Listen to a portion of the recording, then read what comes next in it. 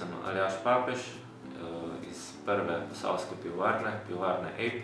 Pivovarna se nahaja v Sevnici, ob vznožju Lisca. Ime izhaja iz mojih kratic, se pravi Aljaž Papež Establishment, kar daje ime Ejb, kar pa pomeni po angleško opica oziroma primati, zato je naš logotip tudi ovca.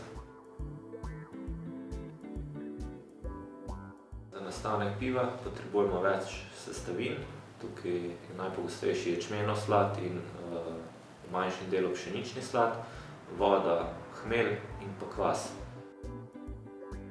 Za proizvodnjo piva ta slad zdrobimo.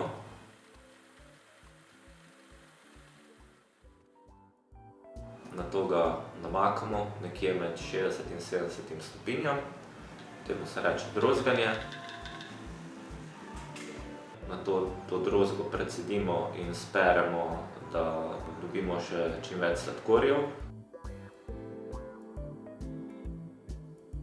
Nato to pivino zavremo na 100 stopinj, kjer se prične hmeljenje. Hmeljenje traja nekje 1 uro. Na začetku dodajamo hmelj za grenčino, na koncu pa za aromo. Nato moramo to pivino čim hitreje ohladiti.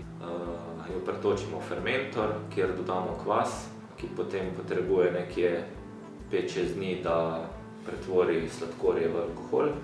Nato pa pivo zori še vsaj 14 dni, nekje do 1 meseca.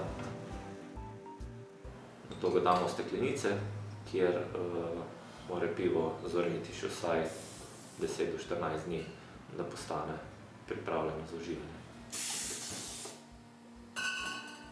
Po stekleničenju je treba pivo seveda tudi opremiti z etiketami in potem se ga shrani na hladnem in temnem prostoru.